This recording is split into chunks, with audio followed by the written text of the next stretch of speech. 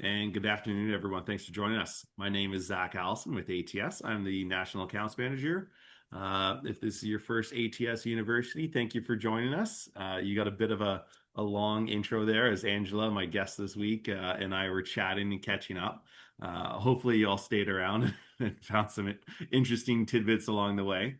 But yeah, this is our ATS University session. We host almost, I would say, 2 or 3 times a month. Every couple of weeks, we host one of these ATS University, just an online webinar where we try to deep dive into an application, a product, or some of the codes that are relevant to our sphere. ATS, if this is your first time, is a product selection, a product configuration tool that is designed for the design community to try to make your life a little bit easier. It's paid for by our wonderful partners like Franke, who's joining us for the presentation today. And we provide the product information in a easy, digestible, selectable method that helps you get exactly what you select and then download it in any one of our free formats, that one of which I'm pretty sure will align with however your firm writes your spec or goes to market with your project. So we'll show you how you can find some of the products at the end of the presentation. I'll show you live how you can make a selection on the ATS spec tool, find the products that we're talking about today. But I guess most of our goal here is to learn about infection prevention and control, and to get our CEU hours. So I know that all of our sessions, we send out a certificate of attendance in case you have self-reporting hours. But this particular presentation is ASPE accredited, right, Angela? No, this one is AIA accredited. AIA accredited, perfect. Yeah. Which I think you can still use for the others if you are doing your self-reporting as well. So there will be a code that's available. Yes, you've got to stick around to get it. But Angela's going to rock through the presentation. The CU events code will be available for everyone. And then as part of our follow-up process, tomorrow you will be getting an email from our team with your certificate, with the code, with the instructions, and our CS team will be reaching help out to help get you started. So lots of different ways we're going to make sure you get all the information you need and all the certifications you need. Uh, I guess that's kind of my long-winded way. It's hard to be formal with you, Angela. We have so much fun on these. So I guess with that all being said, I'll just pass it over to you. Let's dive into engineered infection prevention. Very good. Thanks, Zach. This is a CEU, so even though I'm from Frankie, this isn't a Frankie presentation. This is very much by the book. But you may hear about Frankie products once I'm done. So here we go. I will share screen number 3. Great.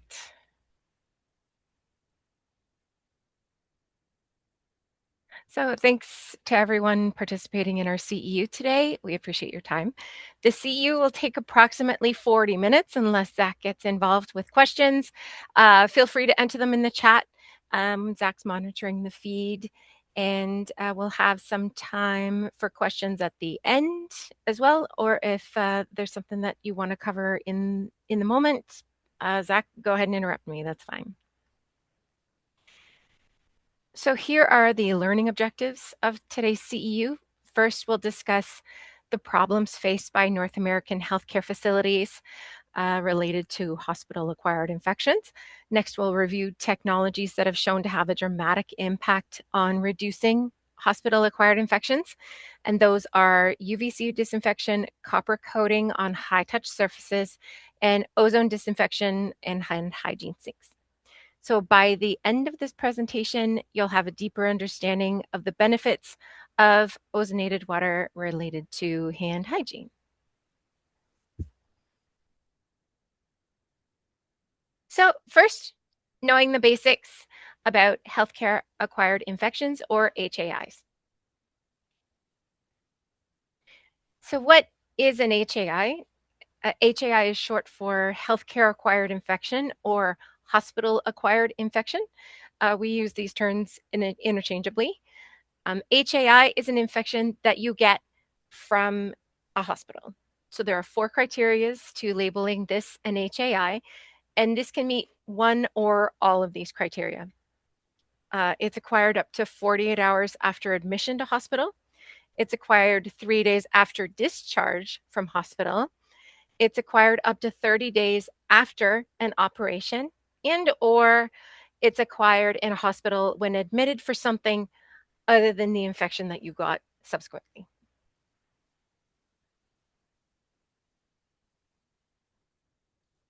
So HAIs are among the leading causes of death in North America. In fact, when we look at both Canada and the US per capita, HAIs are estimated to be the third leading cause of death. Now, we'll be talking about HAI statistics throughout this presentation. All these stats are from pre-COVID, so that's just a little caveat for this. From the infection rates, death rates, financial impact, and cleaning procedures, those are all pre-COVID stats that I'll be reviewing. So even though COVID has likely impacted these figures over the past 6 years, we feel it's super important to know about hospital-acquired infections and their impact on healthcare and patients.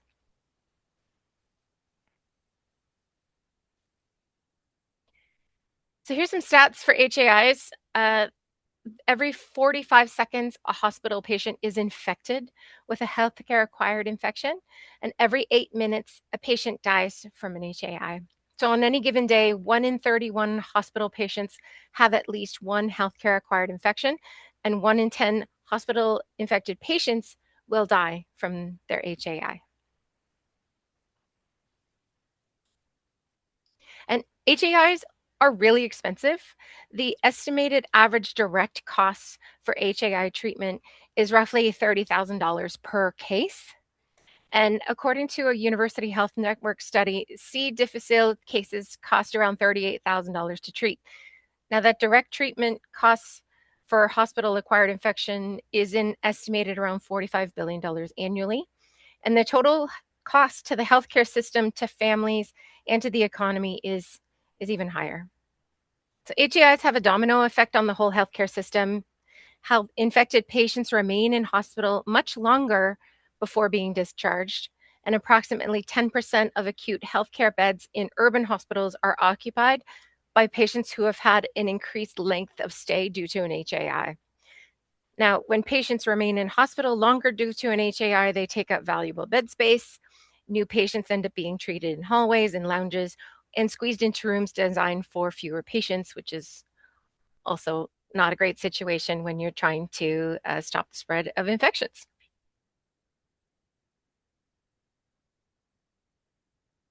Now I know this is lunchtime for a lot of people.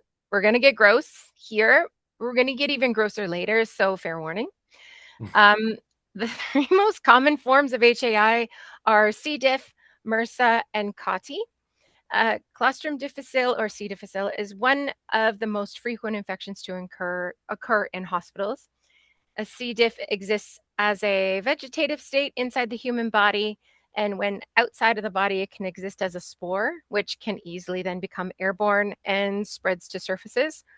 And alcohol-based sanitizers cannot kill C. diff spores. MRSA is a form of staph infection that is resistant to a lot of the common antibiotics used to treat staph infections. And due to their resistance, they can easily spread throughout the hospital, causing alarming outbreaks. This isn't new, but catheter-associated urinary tract infections can occur when patients are catheterized for a longer period of time, or if improper maintenance or cleaning procedures are used.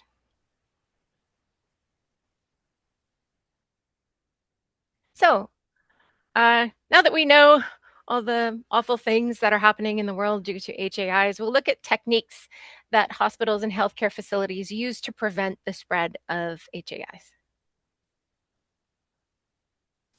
So this, as I mentioned before, the presentation was initially created before the COVID-19 pandemic hit. Hospitals have likely improved their room cleaning protocols since the start of the pandemic. So we learned a lot during that time and continue to.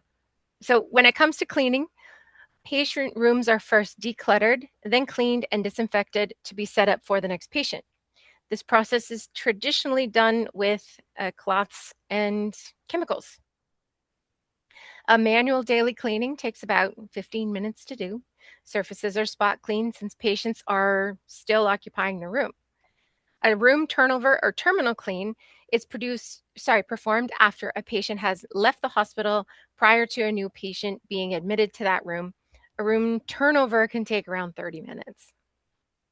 An isolation clean is a deep cleaning performed after a patient who has been in isolation or who's had an infection has left that room.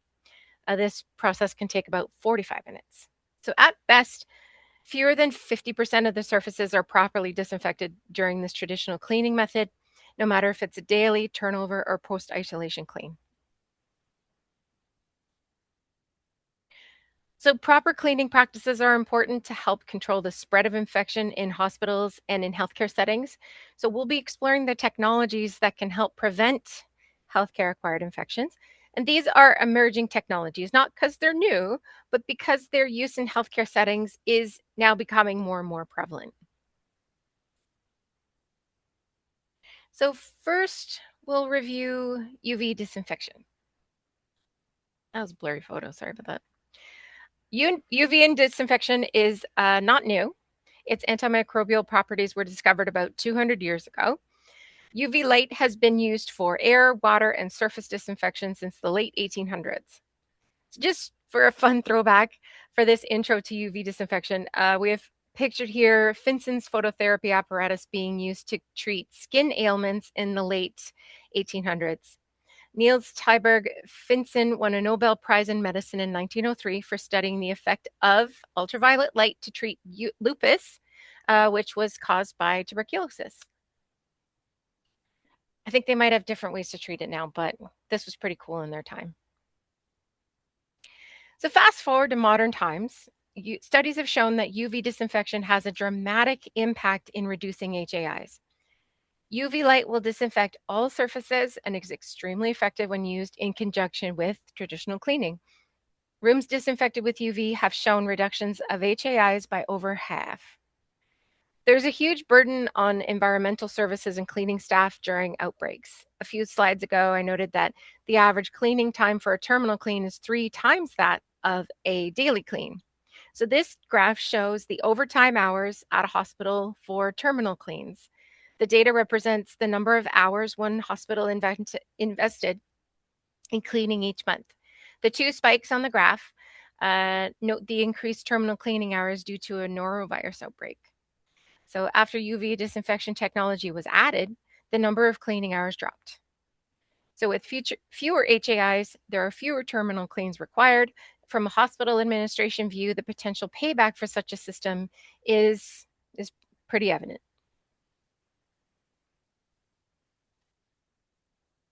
So here's a graphic representing some results of a study performed on C. diff and how difficult it is to remove from hospital rooms with traditional cleaning methods. So before manual cleaning, patient rooms are tested for the presence of C. diff.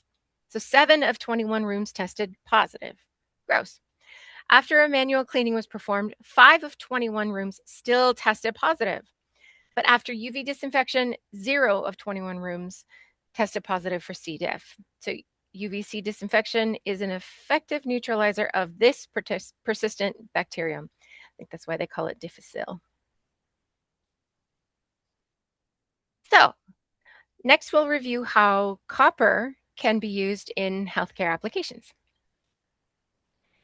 Like UV disinfection, copper has been known to be antimicrobial for a long time. The Egyptians were the first to mention the antimicrobial effects of copper in 2600 BC. They used copper vessels to sanitize drinking water and also to treat chest wounds. Copper is EPA registered as a pesticide and can reduce CFU, which is short for colony forming units, by 99.9% in less than 2 hours. Don't ask me what all those tools are for. Those look scary and awful. So here are some real world examples of the reduction of surface pathogens that occurred when hospitals changed high touch surfaces to copper. So this cancer center in New York changed the bed rails of food service trays and IV stands to copper-coated surfaces. By doing so, it reduced the pathogens on those high-touch surfaces by 97%. So notice the high-traffic touch surfaces that are copper in the room on the right. HAIs were reduced by 58% in this VA medical center in South Carolina. Copper surfaces are a passive way to reduce the bacteria load on high-touch surfaces, and when used in tandem with cleaning, it's quite effective in lowering HAI occurrences.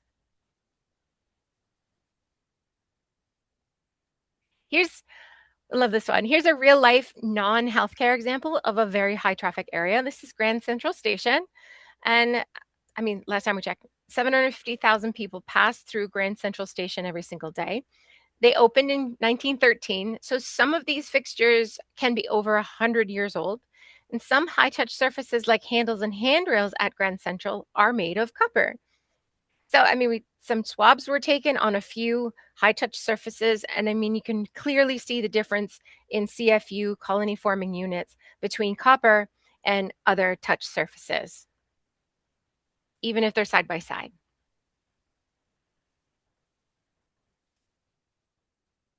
So here are some examples of copper touch products that are available on the market today. We're starting to see various antimicrobial copper medical equipment being put into practice, from stethoscopes to doorknobs and food trays. It's a great use of this material for high touch surfaces. I've also seen it on a toilet seat. Um, Copper is a great application for dry touch surfaces, but keep in mind they still need to be cleaned. One would think that it could be an application for plumbing systems. Trouble is, once bacteria is killed, if it's not removed, it can create a layer over time that will act as a barrier against further effectiveness. So moving on from UV and copper, let's review ozone technology for infection prevention. You might see a theme, a reoccurring theme here. These technologies are not new. Ozone has been used for water treatment for centuries. Ozone is a powerful and quite unique water disinfectant. Ozone is germicidal and rapidly destroys any waterborne viruses and bacteria with nearly unmatched speed. Like chlorine, ozone oxidizes the bacteria and protozoa upon contact. The ozone penetrates the cell walls of the microorganisms, rupturing them on a structural level, which means that these microorganisms cannot reproduce. So, unlike UV disinfection, there's no reduced flow rate or extended contact time required for disinfection. Ozone works within a matter of minutes. Ozonated water is non toxic to humans at the levels required for disinfection. So the ozone produced in the water stream reverts to H2O, water, just straight water, within 20 minutes or so, depending on the temperature.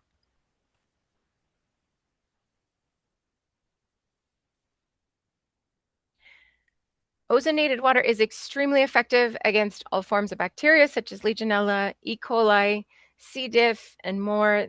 These friends are the most common bacteria that thrive in plumbing systems. And here's some data validating the effectiveness of ozone and electrochemical water disinfection.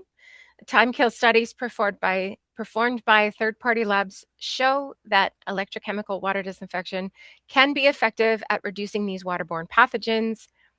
You may notice a low number against C. diff spores of 64% at 20 seconds. C. diff in spore form is extremely difficult to kill. In fact, alcohol-based sanitizer are completely ineffective against C. diff spores. Hand sanitizer pumps have actually been traced to some outbreaks of C. diff. And if C. diff spores are spread on the dispenser, they will spread from there, and the disinfectant actually doesn't kill them, which is a bummer. So you think you're cleaning your hands, but you need more than that. Okay, fair warning if you're eating. Ozone is also effective against mold and mildew-forming organisms. Again, if you're having lunch, sorry, the next few slides won't be any better for your appetite. Here's an in-field example of the problems caused by mold and mildew growth in a wet environment. This is the inside of a hospital ice machine. A mere 3 months after a deep clean, you can see the buildup of mold, mildew, and yeasts. This type of buildup can be found in the ice machines in hotels, cafeterias, gas stations, and restaurants. Um, there's a lot of reasons why people say no ice. This is mine.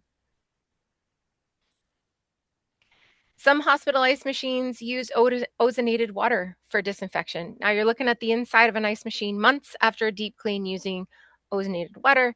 Notice there are no signs of mold or mildew.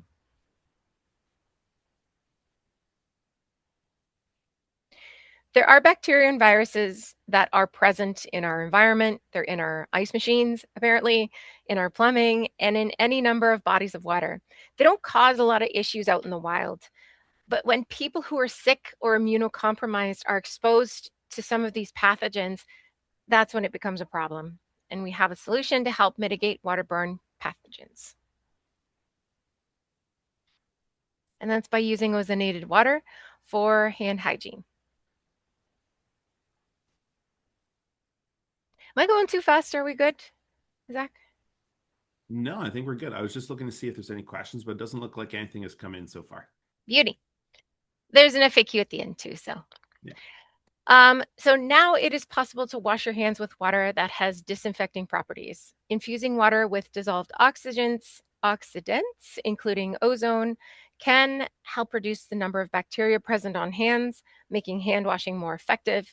And those same disinfecting properties will also help eliminate the sink as a source of bacteria outbreaks. More on that later, though. Excuse me. Healthcare staff are well trained in the method and very well trained on the importance of proper hand washing. Often it's the unclean hands of the patients themselves that cause the transmission of nosocomial infections. Nosocomial means a disease originating from a hospital. A study conducted in patients of hospitals using RFID tags show that they only wash their hands about 70% of the time. Of those that do wash their hands, only about 30% of them were shown to use soap, and they're only lathering for an average of 10 seconds. Any bacteria left on their hands can continue to grow and double in less than 20 minutes. Luckily, I mean, I would love to see this study redone since COVID, just because we have, we're really hammered the importance of hand washing. So a university study performed hand wash studies on untrained participants, so just regular people. For the large percentage of people that only use water to wash their hands, the improvement in hand washing is evident. Tap water and mechanical action will remove about a third of the bacteria from your hands. Using soap and water showed a removal of just over 61% of bacteria. By using the same methods with ozonated water, over 80% of the bacteria was removed. Now, we're not recommending to not use soap when you're using ozonated water, but what this study shows that behaviorally, if a patient doesn't use soap, they'll still see the benefits. But always use soap, guys. That's gross. So now we'll learn just how dangerous hospital wastes can be and a couple of methods to reduce its impact. Wastes interchangeable with drains. It's been known for decades how important hand hygiene is to prevent the spread of bacteria and disease. Hospitals are designed with hand hygiene sinks placed throughout the hospital to help control outbreaks. Unfortunately, in some cases, hand hygiene sinks have actually contributed to the HAI problem. Poorly designed hand hygiene sinks have been shown to harbor and spread bacteria. So this is the story behind the use of ozonated water for hand hygiene. So between December 2004 and March 2006, a prominent hospital in Toronto experienced a deadly contagious Pseudomonas outbreak, leading to 17 deaths and 36 patients developing serious illness while under the hospital's care. Another prominent hospital experienced 66 patients infected or colonized by a pesky drug-resistant bacteria called Klebsiella oxytoca from the fall of 2006 to the spring of 2011. So these are highly publicized instances in Canada where an outbreak was traced back to the sink. And there are a couple of factors that we'll explore next. So, what makes waste traps, especially hospital waste traps, so dangerous? So, as we know now, waste traps are a perfect breeding ground for bacteria. Hospital sinks waste are constantly being fed a nutrient rich diet of germs, bacteria, bodily fluids, IV bags, you name it, even things that shouldn't be going down the drain are going down the drain. Waste traps are nearly impossible to keep clean, and antimicrobial resistant bacteria continue to grow day in, day out. There's some research done by the University of Virginia in 2017 proving that bacteria can flourish in the P traps of hospital sinks. They can also climb up from there to reach the drain area, and all it takes is a splash of water. The bacteria get splashed with water and grow wherever they land. This has been identified as one of the root causes of outbreaks of antibiotic resistant bacteria. And this research has also found that bacteria can climb very aggressively up the pipe at an average of 2.5 centimeters or an inch per day and reach the drain within 7 days.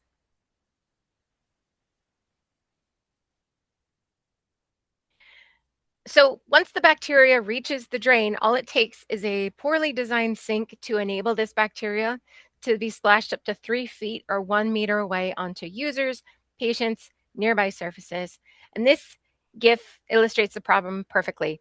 This was filmed on an iPhone 7, and you can see how much splashing you see there. When a faucet is installed on a sink and allowed to run directly into the drain, the water splashes upward from that same area where that biofilm loves to grow.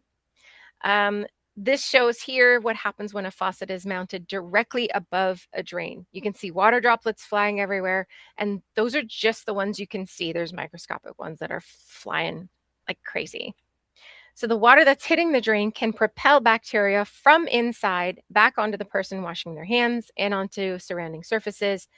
So when you think about the reason that person is washing their hands, the last thing that they're expecting is to have that gross biofilm splashing back onto their hands, arms, clothing, and nearby surfaces. Another means to reduce splashing from a hand hygiene sink is to incorporate geometry that will limit splashing from surface interaction with the water stream. Shown here is a splash break feature. The principle is the same as a ski jump landing. The impact velocity is distributed out over time rather than being instantaneous as with a flat or slightly angled surface. So it actually spreads out.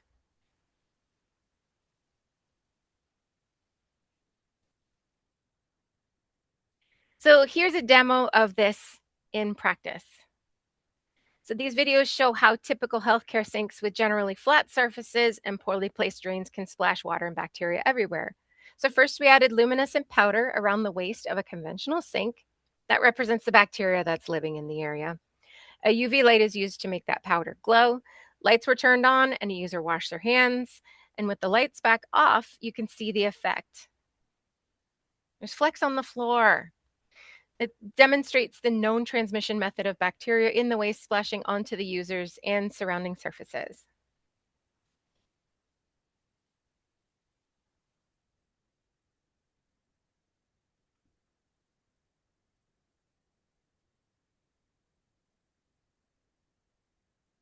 So here is the test duplicated with a sink that has a splash break feature and an offset waist. The same test was performed by adding the powder around the waist, and then a user washed their hands as normal. And you can see the result is night and day. There's been no splashing outside of the drain, no splashing outside of the sink, and no flecks on the user either. All that water is nice and contained.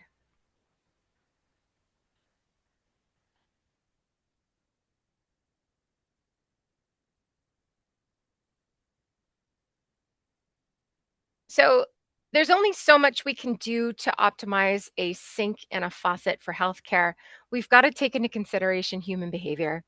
We got to take into account how a user can wash their hands in the most optimal way and we can design a fixture to force the user to have their hands in the best position for hand washing to help control that splashing behavior.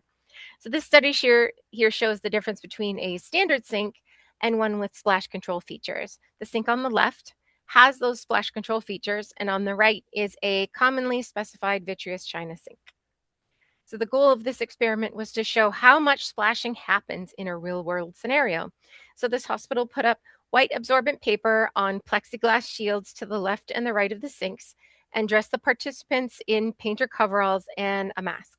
Their hands were covered in washable tempera paint, and they were instructed to wash that paint off their hands. Sinks weren't cleaned in between participants to simulate a real life setting. So as a result, you can see the difference in splash reduction on the sink on the left by means of that splash control feature and proper IR sensor placement in the sink. So although with sink and faucet optimization, sorry, my notes.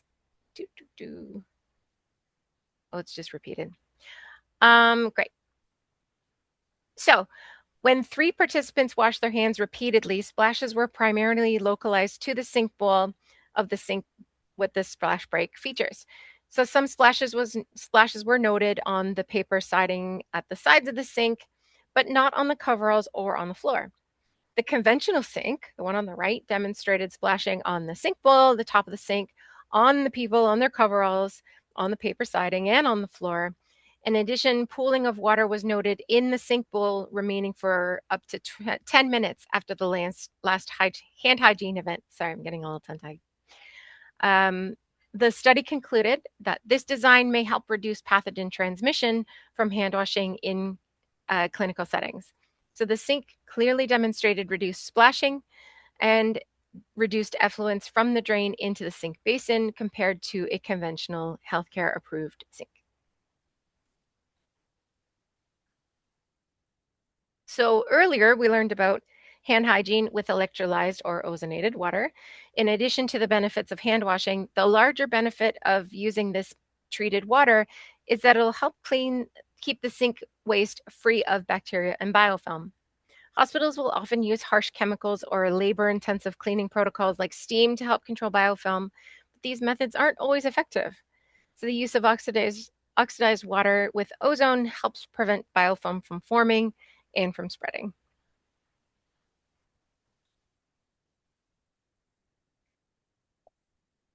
It makes sense to use ozonated water for hand washing. Ozonated water will help kill bacteria even if soap isn't used. It improves the effectiveness of hand hygiene regardless of technique. As mixed oxidants in the water run through the waste, it also helps keep it free of bacteria and biofilm. And at the bottom is an example of a hand wash sink in a patient room. It has a laminar flow spout with ozone technology built right in.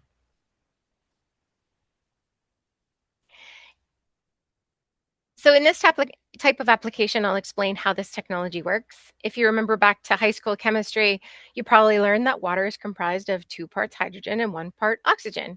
What's shown here is what happens when you oscillate a low-powered DC current through specialized electrodes. You can separate the hydrogen and the oxygen from the water itself. The free hydrogen and oxygen molecules react with the water chemistry, and in doing so, you create trace amounts of mixed oxidants in the water supply. So these mixed oxidants, many of which are reactive oxygen species, including ozone, hydrogen peroxide, and also hypochlorite from the chlorine content that is added by the municipality. No chemicals are added to the water. It's simply reorganized to become hostile to pathogens. So we actually had a question while we're on the topic of like the deep dive of ozone. With that placement in the patient room, would you Mm-hmm. have to have like a placard or some sort of identification that classifies it as ozonated? Is ozonated classified as non-potable water? I don't know if it's required or not. We usually it comes with a little sign, like a little sticker that just says that it's ozonated water. Like literally the levels that are produced of ozone are not like you would have to drink. You'd get, yeah, you would have to drink so much to get, the benefits. Because some people do drink ozonated water for health. And it's at much higher quantities or concentrations, I should say, not quantities, higher concentrations than it is for this. So Gotcha. I don't know if we have to actually put like a warning label or anything like that. Yeah. I don't believe it's classified as non-potable. I think you're right. If it was over a certain degree of ozonation, maybe. But like you said, many people will drink ozonated water as um, their preference. Hmm. Yeah, we're getting that comment from the chat as well. Many bottled waters are ozonated. Yeah, there's a lot that do have that. So Yeah, uh, they do it's blast it before interesting. they cap it. Um, so this study here that we're showing on the screen, yes, was presented at the SHIA National Conference in April 2018. That's the Society for Healthcare Epidemiology of America. So contaminated sinks and drains are rapidly emerging as a cause of healthcare associated infections, particularly in intensive care units and ICUs. Drain contamination is particularly difficult to eradicate due to the propensity for biofilm formation in piping. So, testing was done at the Cleveland VA Hospital to study the effectiveness of ozonated water in eradicating bacteria, as well as a new concerning superbug, Candida auris.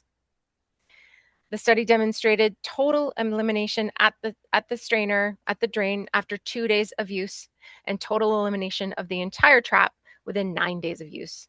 So they concluded that this technology has the potential to reduce the number of sink-associated infections in hospitals. And not to, interrupt here, but I'll give you a chance to drink your water if you want. If anyone that was in the webinar a few weeks ago, we had the Watts team presenting on the anti-mic ACV valves, which was interesting. You know, Similar concept. It's less about eradication, which is where the ozonation plays in, but more so in the prevention of getting biofilm. Like once biofilm is present and once these bugs are present, they're very hard to get remove. So a lot of components are coming in for healthcare design to try to prevent, preventative maintenance is a lot easier than reversal. Yeah, that biofilm crust is something fierce. Yeah. So to close up this section on hand washing with ozone and mixed oxygens, we'll address the most frequently asked questions. Yes, the water is safe to drink.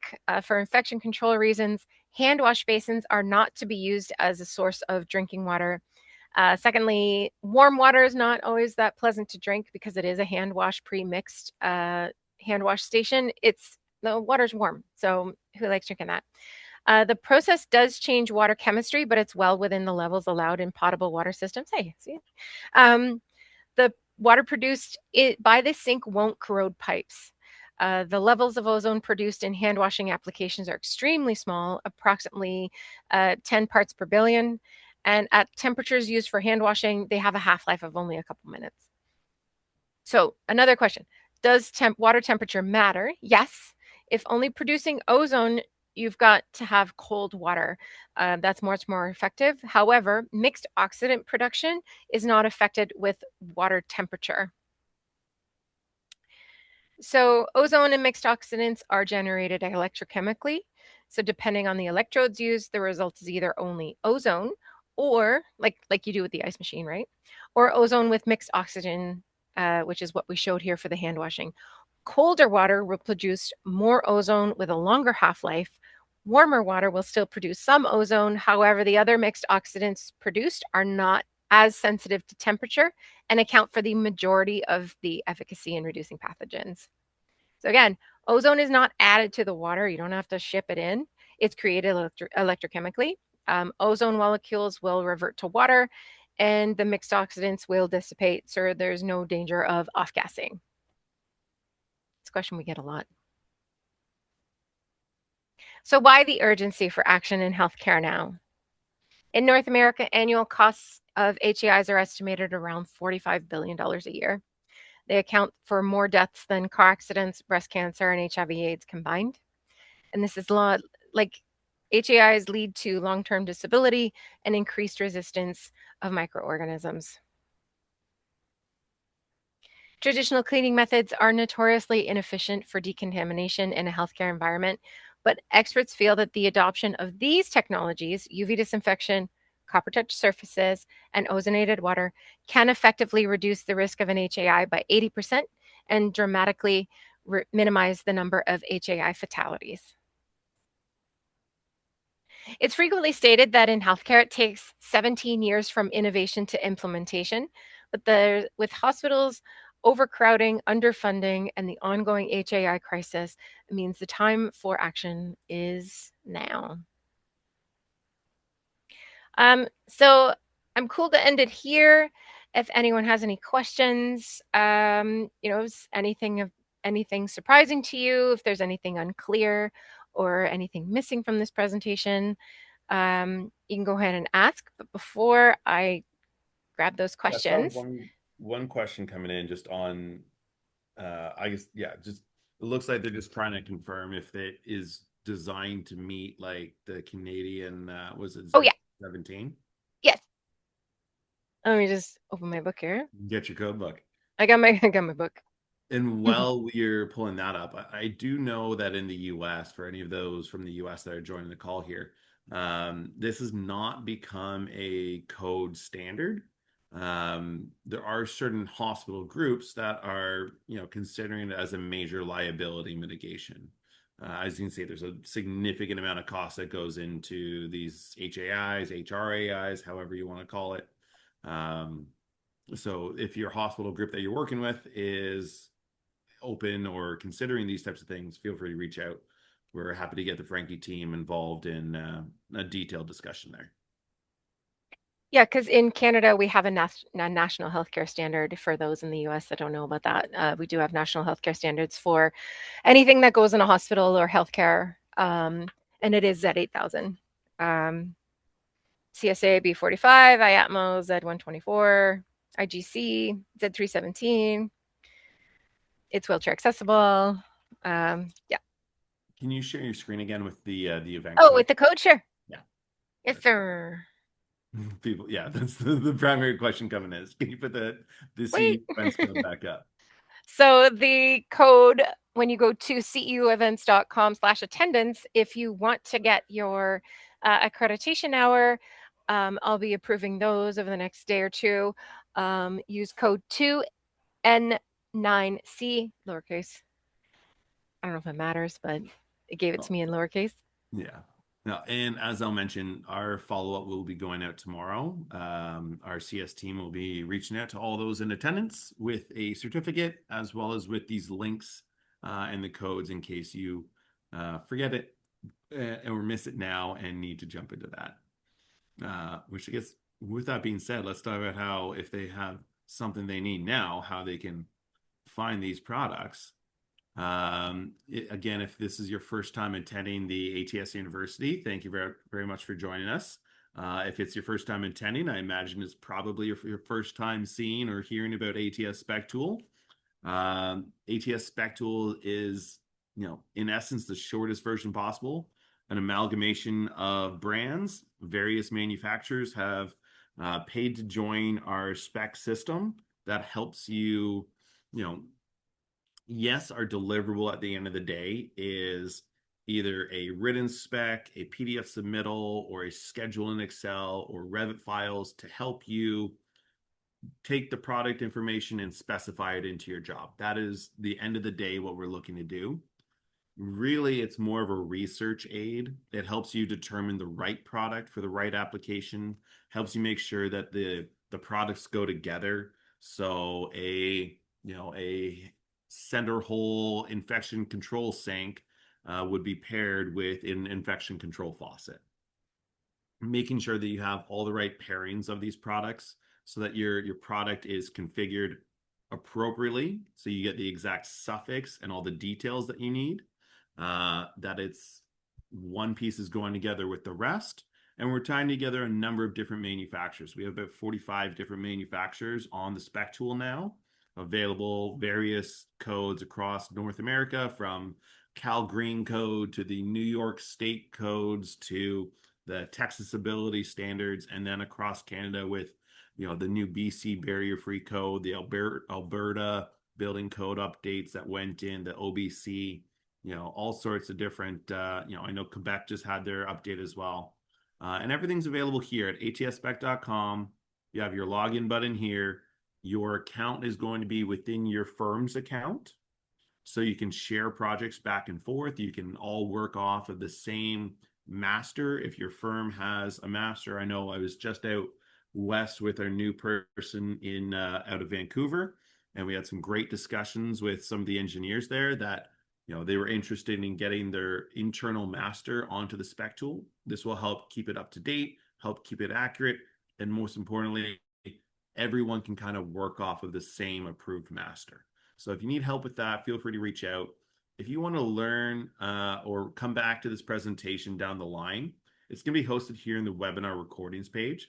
So you just go to the Architects and Engineers tab, down to the Learning Hub, and over to Webinar Recordings. If you were here in kind of our preamble before we dove into the presentation, we were talking about some of the design guides that ATS puts out. Those are going to be available in the ATS knowledge base. So if you're looking for that pet wash station design guide or the multifamily design guide, that's posted here. And then once you're logged in, this is where you're kind of going to live. This is your ATS dashboard. We've got our quick actions tab here in the middle. This is where we can create a quick spec, a project, or a master. So basically different degrees of folders with different levels of rules added to them. Our system does try to recommend the right product for the right application, like I mentioned. So knowing the application is going to help us make those recommendations. Knowing where it's located is going to help us ensure that it has the right barrier-free code associated to it. If we just want a basic selection, that's our quick spec. If we're looking for, the ozonated, if I could spell, I'm going to call it the MediFlow instead. If I'm looking for the MediFlow, which is the ozonated hand hygiene sink, I would just type that in. I can search in my series for, say, Medi, and we are going to update our system here, our search feature in the next little bit. If you know the exact model number, you could search by model number. If we look for the category, then we can search by category as well. And this is going to get updated in the near future to be a much more easy to search factor. We have cross-reference tool built in across multiple manufacturers. So if you're looking to go from an LK sink to a Franke sink, this will help you out there. And if we're into our basin category, we can just simply search for the MediFlow, and it'll bring that up, the hand hygiene sink with the ozonated water. All your features and benefits are going to be posted here, so you know exactly what it is you're selecting. If there's any options, then they'll be available here. So, for example, we talked about the mixing valve that's recommended. Every time we make an option, a selection of an option, we're going to update our model name and update our list price. We have the manufacturer spec sheet built into this as well. So if you need to confirm any dimensions or see what any of those options might refer to, they'll show here. And then we can hit add product and we'll move on to the selection. So quick spec, if we're just trying to get, done as fast as possible, I'll hit complete there. We'll go to HHS and we're kind of done. We could call it that. So that's the quick spec. It's a very rapid selection. You're looking to find one particular product. The system's great for that. After I'm done that, I would simply, my download button's hidden by my face, hit the download spec button, and you can download it in any of our formats. The other piece I'll mention here is, projects like I referenced are a little bit more detailed. We have a location, we have an application, we have a bid date. What this means is that the products that are added to this Franke Healthcare webinar are going to have the California Green Code applied to it because it's located in LA, California. We're going to have our healthcare recommendations for like laminar flow because it's a healthcare application. And importantly, up until October 10th, 2026, if the manufacturer discontinues the product, if they change a model number, if they are paying us to give you this tool. So if they are paying us, they're incentivized to keep us up to date. So as they send us discontinuance information, update information to this data, then we will keep your projects up to date. So up until October 10th, if there's a model number change, you're going to be protected. So I did want to show again how quickly and easy it could be to make a selection. So let's go in. Say we don't need the the MediFlow this time. We're going to look for the Nightingale, which is a similar hand hygiene sink. This one with a faucet. And you'll see it's going to ask us to put together a complete selection. So as we make our selection, it's going to build what we call as our fixture chain here at the top. So the basin needs a center hole faucet. It's going to need a trap. It's going to need the carrier. So we can go through, if I hit the most popular button here, it's going to give us a 1.5 GPM laminar flow, 6-inch projection. Again, every time I update a model number, make a selection, it's updating our model name and number. But now if I try to add it, we're actually going to get a pop-up because in the California Green Code, it's telling us that we need to meet the public water flow rate. So I can change this and then select my 0.5 GPM. So the rules that are going to help guide you in the selection here. That's one of the pieces I wanted to highlight there. So now if we want to round Zero out our, point 0.5 GPM for a hospital? yeah, Come on. California Sorry. Green Code, baby. So then we get into our the quick access drawer here. So this is the other piece I wanted to mention. We talked about how firms may have your own master. You might have a particular hospital chain that you're working with all the time. You could build your master here, and it would be, the hospital's preferred basins, their preferred faucets. Maybe one hospital group that you work with is all sensor operated, and another hospital group that you work with is all manual valves, or their scrub sinks, they like the knee pedal activated or foot pedal activated. You can set those preferences as your masters, or utilize our templates, which are the same piece, but masters are yours. ATS templates is from ATS. And you can see we've got our hospital facilities master here for the US market. And you would just simply drag and drop. So if we want to grab this, and it's be the same functionality of either our ATS template, which is our recommendations, or the masters, which is your personal preferences by office. You can have as many masters as you want. And importantly, all those masters are going to be constantly updated as well. So one of the big conversations I have Q1 every year, every engineering firm, this is the year that they're going to fully update their internal master. They've been working on this for 5 years. It's been ongoing. It's an ongoing project that never ends. It's never going to end. I've been doing this for 20 years now. That project never ends. So that's why we have our masters available on here. If Franke goes and changes this model number, discontinues a product, discontinues an option, we are going to reach out and let you know, hey, Zach, your Franke Healthcare webinar master in this case, with the HHS2, HWSS, yada, yada, yada, has been discontinued, and we recommend replacing it with this new model number. That's what the system does, is keep your masters up to date, which is accessible by your entire team, so your entire team can stay up to date. And then at the end of it, you get these types of formats where, again, everything is configured to your exact selection. You get all the components that you need to make a product work. The model name and number features the options that you've selected. This is one of our formats. That's the submittal format. We have the manufacturer spec sheet format as well, where you get the detailed manufacturer spec sheets. We have the brochure format, where you get a nice, pretty picture brochure. Great for review meetings. If you are looking to update your book spec or your written spec, we have 3 different formats for that. We have our long spec format here. All of our formats are open and editable. The goal is just to provide you something that's nice and easy to copy and paste into your internal book spec. You can get it with and without the margins. You can get it with this the CSI 3-part spec formatting.